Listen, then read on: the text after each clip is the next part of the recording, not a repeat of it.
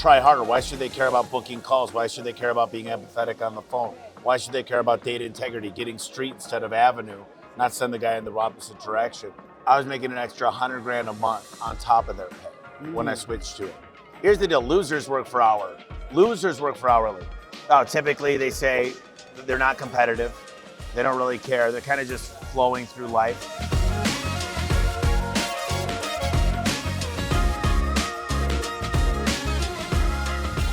Hey, how's it going? It's Tim Brown. This is the HVAC Hustle Podcast, and today I have Tommy Mello on. How you doing, bro? Great. Glad to be here. We're talking about performance pay, and specifically people that maybe aren't always on performance pay in a lot of companies, because I want to hear your take on that. But first, just for your CSRs, what is the type of performance pay that you're implementing in your company? Yeah, so we started out performance pay about 7 years ago. There's really what's in it for them. Why should they try harder? Why should they care about booking calls? Why should they care about being empathetic on the phone? Why should they care about data integrity, getting street instead of avenue, not send the guy in the opposite direction? So you got to come down to 5 things or less and what's in it for them. And the better they do, I'll give you an example, Tim. I went to performance pay and I actually saved a little bit of money. They made less than they made hourly. Within a month, they were making an extra $7 an hour. But I was making an extra 100 grand a month on top of their pay when I switched to it. So I think. Isn't it funny when people resist? Oh yeah, it's crazy. People say, here's the deal: losers work for hour. Losers work for hourly. Really bad owners, really bad managers. I don't care if it's controversial. The fact is, when there's no skin in the game for the person to do better, if I wanted to be hourly, I'd say, here's the question I'll ask you. This is what I ask new guys. If I could give you a guarantee of 70 grand, my average tech makes 100 grand with the potential to make 200. But I do have guys making less than 70. Which one do you want? Exactly. And if you said, I need to, I've got kids, I'm married, with everything going on right now, I just need to stay consistent 70. I say this isn't for you because you don't bet on yourself. When the average technician can make more than that and you're betting on yourself, when we win, they win, and vice versa. And why should somebody try hard to work for you and be focused on what's important to make the company tick if there's nothing in it for them? Some people aren't cut out for these types of positions, right? How do you know when somebody's not that guy? Typically they say they're not competitive. They don't really care. They're kind of just flowing through life. It's just kind of like, this is all I need to survive and I'm good. They don't dream. They're not ambitious. They don't want to make something of themselves. Typically hourly people are just, and don't get me wrong, I wash dishes. I bust tables. I mean, listen, I've been in this role. I've been an hourly, but I typically wanted to be a server or a bartender where I can make tips and build relationships. So luckily, because of hospitality and what I learned from working in restaurants and bars, I just said, this is the way to go. And it's not easy, but it's not easy to do that. And, typically what happens is you're going to have a huge fallout when you do it. But then you're going to attract the right people and you're going to make more profit than you ever thought. You're going to be able to invest back into the people. I dig it. So talk to me about performance pay for non-obvious roles. Obviously, like CSR, technicians, all this different. Okay, so like for example, like my C-suite director, VPs, how they work is they might make 90 grand with 100% bonus with an extra 90 grand. And there's wraps around a lot of things like gross profit because EBITDA could be affected. EBITDA could be affected if I go out and decide to buy a bunch of stuff, invest in other companies. I could affect the EBITDA dramatically. But if I'm looking at gross profit, and really what we do is set a fair budget with growth, but not this extreme crazy goal. Now I have extreme crazy goals. They're called Tommy goals, but I'm not going to set that to their bonuses. Yeah. So I have my own budget that I work with on them, but then they got this budget, right, that we report to the banks. And if we hit our budget that we all agree we could hit, that each quarter they can make 25%, which is a 100% bonus. I like that because I've been thinking about that in my company, like a key player that I want to incentivize, but then there might be an amazing operations person, but you don't want them to stop you from doing all that crazy stuff that does lead to exponential growth. Right. So I like that setup. Well, gross profit is where it's at because that number is going to happen. It has a lot to do with direct labor and your expense of that job. So If you go out and you want to do all this crazy stuff, invest, it doesn't affect that number. I dig it. He does is he teaches the most valuable team in your business. He'll just add nothing but profit. There's so much money left in the call center. So much money. If you're not at a 90% booking rate, showing empathy on the phone, smiling on the phone, making sure they're having a better day after they got off the phone with you, then you need to call Power Selling Pros and see Brigham.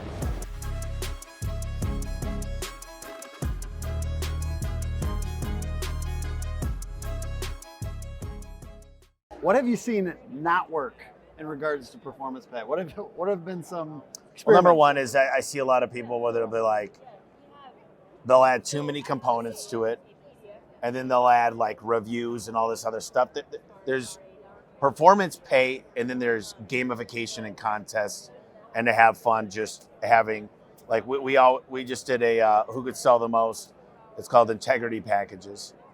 And I gave $500 to the winner, $300 to the next, and $100 to the next.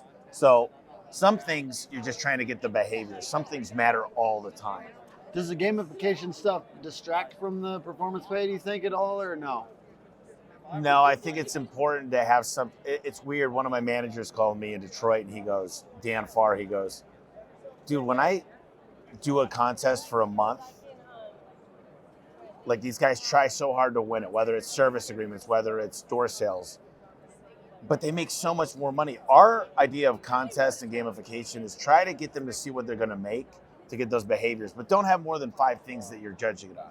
Like the performance pay can't have more than 5 things, but you use gamification and contests to get people to get those other things coming. Cool. We'll talk more about that in a second. I want to kind of, in the middle of the podcast, let's go off in a random direction for a second. I want to do hot takes and cold trends in HVAC and home services in general. So let me talk about home services. What's a hot take that you have on the home services industry? Maybe something that people would disagree with or find controversial. Well, I said one right now. Losers do hourly. Performance pays where it's at. But I'll tell you what a lot of people don't agree with. I mean, the market's shifting, right? Call volume's down in every industry. Right now, I happen to have access to inside data for a lot of PE firms and a lot of things. And we're coming down the mountain. I mean, I hate to say it, but if you're not going to work to get better, and you got to contain in your 4 walls, quit blaming your marketing company for your poor performance. There's not more leads to go around. It's less demand. It's just the nature of the beast. So you got to get a higher booking rate, a higher conversion rate, a higher average ticket. You got to pay less per lead. And sometimes it goes back to guerrilla marketing. Sometimes you got to go to B&I meetings. Sometimes you got to go back to the door knocking to the neighbors, the quote where you go to the 3 neighbors. Sometimes you got to put yard signs. So as much as people think I'm going to go, I'm going to grow, I'm going to do all this, you know, I think in 33 was the Great Depression. The fact is, everybody thought they were going to do well, but you can't affect the economy. So affect what you could affect in your 4 walls. The victims out there, the people saying, you don't know my market, you don't know this, you don't know that. Like, they've got every excuse in the world. They got every reason why they're not trying. I think, what's another hot trend that I would say? You know, they say Angie doesn't work, Thumbtack doesn't work. They say that Nextdoor doesn't work. They say Yelp doesn't work. That's a load of shit. It's a load of shit. Like Valpak still works, Yellow Book still works. It depends on what market you're in and how you differentiate yourself and what technology you're deploying. So I get without, they say home warranty companies are cheap and they don't do anything. Bullshit. I just met a guy doing $4 million in garage doors EBITDA of a home warranty. So everything out there works. You just got to make an effort to make sure it's working well for your company. 100%. Now, you were saying you have inside data, so I have to pick your brain a little bit on that. What percentage, you're talking about, we're coming down the mountain. What percentage have we seen? The average company was growing 33%. Yeah. In the last year. It's below 5. And the trend could turn pretty quickly in the negative direction. It's still in the black. But I'll tell you this. 30% down from last year in a way. Like it's almost 30% down on growth. But what's happening? Interest rates are up. Yeah. The housing market's down. Student loans are back on payment. Yeah. Housing subsidies are going away. Yeah. The PPP monies ran out. The ERC credits are falling short. The money's tightening up in DC. Yeah. What's going to happen? What's inevitable? People have less spending money. That's what we call our GDP is not where it should be. Too many people aren't working, collecting government bullshit because they can make more money staying at home. This isn't a Republican or Democrat thing. These are just the facts. Yeah. Okay, and you can't incentivize people to stay home. To get GDP up, everybody needs to be giving into the system. And in the United States, we do not have getting more taxing the rich. We have a spending problem. It's like this. This is the number one thing I say to people. Why aren't you growing? Because you decided when you made 150 grand to get a nicer house, buy a nicer car, get a better cell phone plan, join the new best membership for your gym, eating out more often. And guess what my problem is? You're spending more money. Look at these guys. Look at these guys. There we go. Let's talk about cold trends. What are things that you think people are spending a lot of money, time, and effort on that they probably shouldn't be? Well, I think most companies, if you're like I was, you go in and you firefight. Most people, they tend to be a problem solver. They tend to go into problems and be that person. The biggest thing I see is not investing into an executive assistant for most leadership. And they don't know how to coach somebody because you got to take 2 steps back to train them. It takes 6 months. But all of a sudden you get 10 times more efficient. But another thing I think a lot of people do is they say, ride along with my top guy, without standard operating procedures, checklists, the right technology, and manuals. And they spend all this time training with the bad habits as well as the good habits, instead of having a really, really, really documented process of what they're going to be focused on. And that's a big mistake. Did you have you checked out Rilla yet? Yeah, I'm on Rilla. Oh, sweet. That's pretty sweet. I feel like that's going to be possibly good for creating better SOPs. I don't know yet. Yeah, no, Rilla, what it does is it's a feedback mechanism, but really what it's about is the technician. It tells you who's talking, the customer or the person. So it'll tell you exactly who's talking, what questions are being asked, 100%. And as the technology gets built out, it's absolutely a game changer. I'm digging that. I'm digging their stuff at the HVAC events too, because they had Gary Vee. I was at Gary Vee, and last night I met Jocko. That's crazy, dude. Yeah. It's crazy. I mean, they're spending money. Yeah, they're spending some money, dude. All right, so back to our topic at hand. How do you make sure it's not too complicated performance pay, and how do you manage it if you don't have a full-time person? Well, usually the CRM will spit out the data you need. You need a good CFO, you need a good controller, you need somebody that understands a pivot table. And the best way to do it is to take the previous 90 days, 3 months, and you can test against data you already have. And you can say, what if I paid this way? What if I paid this? What if I did this? You can take existing data. So you don't need to guess on it. You can actually use existing data to come up with the new pay. And then what you do is you get one ambassador, one good technician, one good CSR, one good dispatcher, and you say, this is confidential. I'm going to give you your normal pay or this bonus pay, whichever is more for the next 30 days. I want you to tell me what you love, what you hate, and you get the one ambassador, the people that, the person that people follow. You build that pay. You make sure it's a win-win. You make sure after that month, we made a lot more money. This hit every single KPI I was trying to drive. Then you roll it out with 3 more, and then you say it's confidential. You make it tweaks, and then you roll it out to everybody, and you know it's a tried and sure program. I like that. Do you measure or do you change it weekly, bi-weekly? How often does it change? Like, you never want to change pay. No, I'm not saying the structure. I'm saying like the tier that they're at or whatever they're at.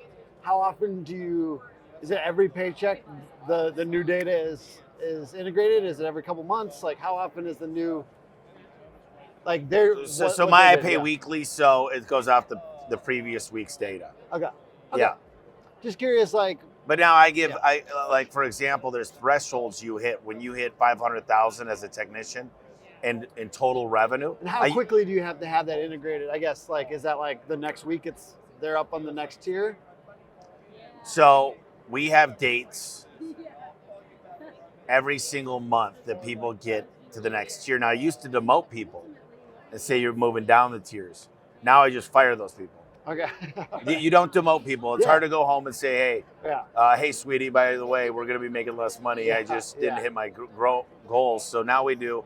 And I hate this word performance improvement plans, but it really is. Let's work together to figure out how we can improve because I want you to succeed. Tim, it's important for me. You have some dreams. We could talk about those dreams. Mm-hmm. And you told me this is what you want more than anything in your life. And I know you do. So if we work together at this, I'm only trying to help you because if we increase this by 10%, this gets you to your goal faster. It's a whole different conversation. I'm working on their dreams. I'm telling them how to accomplish what they want, their bucket list. I dig it. Well, we're talking a little bit about the letting go of people. 'Cause I don't know. For some reason, I never hear people talking about that on podcasts, so I always bring it up. And you're talking about top grading recently. Yeah. Talk to me. What is top grading and why in this new economic reality that we have, we're down on growth. What is top grading and why does it matter for home service businesses potentially right now? Well, it's a mindset issue, right? If a person doesn't want to grow, doesn't want to do better, doesn't have bigger goals, they need to be out. I'd say, is it a will or skill problem? If it's a skill problem, we can train you. But if you don't have the willpower to want to be better, then I can't do anything for you. And sometimes we outgrow people. Somebody's got a brother-in-law. If I went up to your company and I said, you're selling in 6 months, what do you need to do today? They'd be like, well, I know there's 3 guys I probably should have got rid of a long time ago. What in the hell are you waiting for? Well, we're making a lot of transitions. There's a lot of changing. Everybody's got an excuse. They got an alibi, right? Do what you would do if you were selling in 6 months all the time for your company. John Warlow, built to sell. Build a company that's sellable even if you don't plan on selling it. Well, I know there's a lot of things I should be doing, but I don't have the guts. Or I just don't have the people. I don't know. It's always an excuse. So yeah, we have a few of those. Hey, so top grading, that's like people that have outgrown almost on their pay. Is that the truth? Is top grading that? Because I was talking top grading just means this.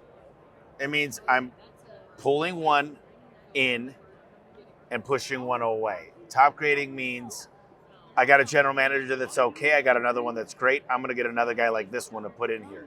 Top grading. It means grading up. It means people aren't growing at your pace. So sometimes they need to be removed from the company. All right. So I haven't read this yet. I'm sorry. You're good. I'm excited to. What is different about this one than the last one? The last one was incredible. Why should I read this one? How is it better than the last one that you wrote? So I'll tell you, there's some cool stories in here. I got some co-authors, but the main premise of the book, I went to Nashville, Tennessee for 3 days, and we worked on 5 pillars, which are leadership, culture, marketing, recruiting, and systems.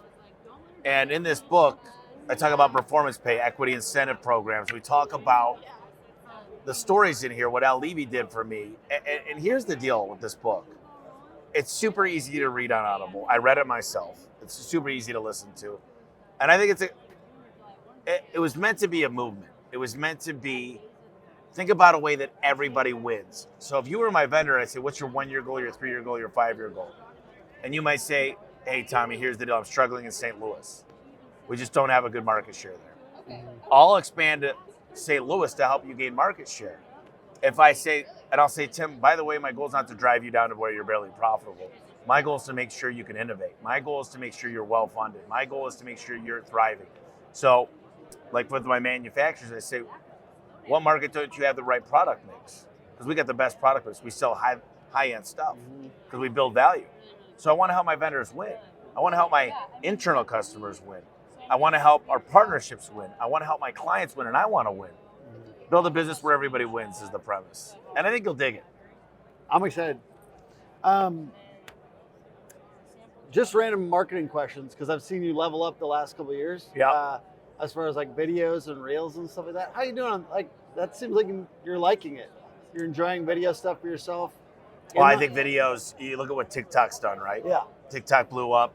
It's shooting up. YouTube took over Google. Do you have any crazy viral ones? I always see your quality is going up and up. So I'm just curious, have you gone Yeah, the million plus? viral ones tend to be controversial. They tend to be funny. You got to get loud on them.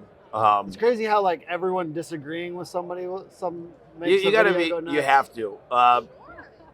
Can't be afraid to say how you really feel. And you look at somebody like Andrew Tate, right? He just says things that goes against the grain. Yeah. But he's got the thing is, when you're controversial, you'll have a lot of haters, but you'll have a lot of people that will just follow you to the. Do you have haters? Yeah, I do actually. I mean, literally on TikTok, the people don't know me. They don't even know I'm in home service. So the people, they just hate the thought of me. But there's people that keep like popping back, and you're like, why are you like? Haters why are good. They, you know, people that hate Fox News or CNN, they watch it more than they watch what they like. To kind of, it's weird. They'll just watch, like, people hate Grant Cardone. So he's got more haters than he's got people that like him. But he's like, man, they keep my algorithm spiking. They're doing all the right stuff. They're commenting. They're doing everything, even though it's not good, but it's laughable. I do see some TikTokers or like content creators like almost pursue that too hard, where they're like being really cringe on purpose or like negative, so that they get like. It's stupid. How do you ride that line and not say stuff you don't really mean just to get haters? Well, you asked me what I thought about hourly. I think hourly's for losers. I think the people that pay that, I think the owners are losers that do that. And they haven't evolved, right? They haven't learned what I've learned, and that's okay. But I was a loser. The way I paid, it was expected to recruit losers. Yeah. So I say stuff that I've had experience with that I mean. I think the fine line is, if you're really, really, really passionate about something, you go above and beyond to let people know. Yeah. And you stand behind real ideas. You get behind something. Yeah. It doesn't mean you go through life just saying, I don't really like chocolate. I don't like vanilla. I don't really know. You got to pick one. Yeah. Okay, so you got an event coming up. How many times have you done this event? The home service? So I did Vertical Track. That's my garage door event. Okay. But I decided pest control, swimming pools, landscapers, power washers, roofers, gutters, HVAC, plumbing, electrical, garage doors. They all wanted a place to learn from each other. Yeah. Because you got door-to-door sales. You got all these different things, right? And you got different things you can take from service agreements, different ideas, different technology. So it's the first time we're having the Freedom event. It's in November 1st, 2nd, and 3rd. And Orlando. And the deal is with this one is I have a partnership. I got an investor. I understand quality of earnings. I understand equity incentive programs. I understand performance pay. I understand scorecards. I understand raising your price book. I understand KPIs. So I'm going to help build businesses. I'm going to help these companies understand exactly what they need to do to build a company that's worth a lot of money, and not just change their family tree, but change a lot of people in their company's family tree. What are like 2 or 3 speakers that are going to be there that you're super stoked about? Darius Livers. You want to learn how to sell financing? There's nobody better in the country. Al Levy, he's my mentor.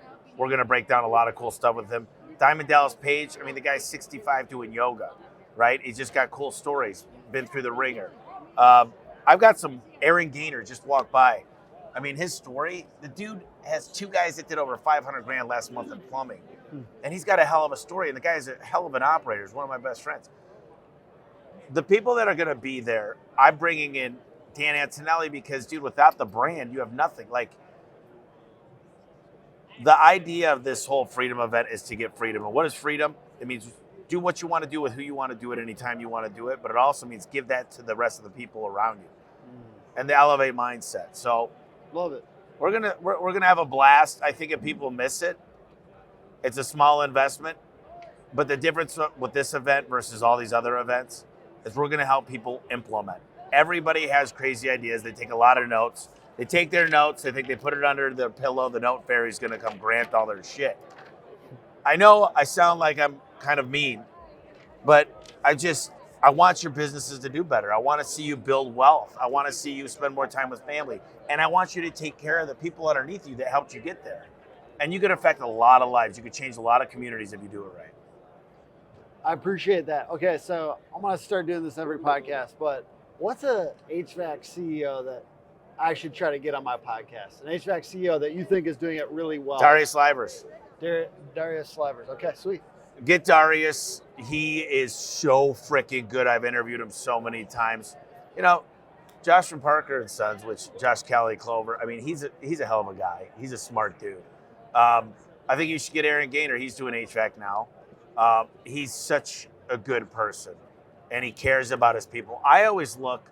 Not who you are on stage, not who you are around people, but who you are in your company. And I watch these people and watch the love and attention and care they give to each and every person. And they'll bleed for their team. And that's the person I want to be around. I love it. Well, thank you so much for being Thanks, on here, Tim. man. Appreciate Always a your time. pleasure. Yes, sir. And thank you for watching. Please like, rate, review. No, seriously, go Comment. out there. If you enjoyed it, you should do something about it. Take a few minutes. I ask for reviews all the time when I'm with customers and clients. If we gave you 5 out of 5 knowledge, drop a couple reviews for Tim. He needs it. He's blowing this thing up. It's a new podcast. Just take a few minutes. Give back. Pay it forward. You could have anything you want in life if you help enough people get what they want. Help Tim be number one in the podcast. Thank you. See you guys.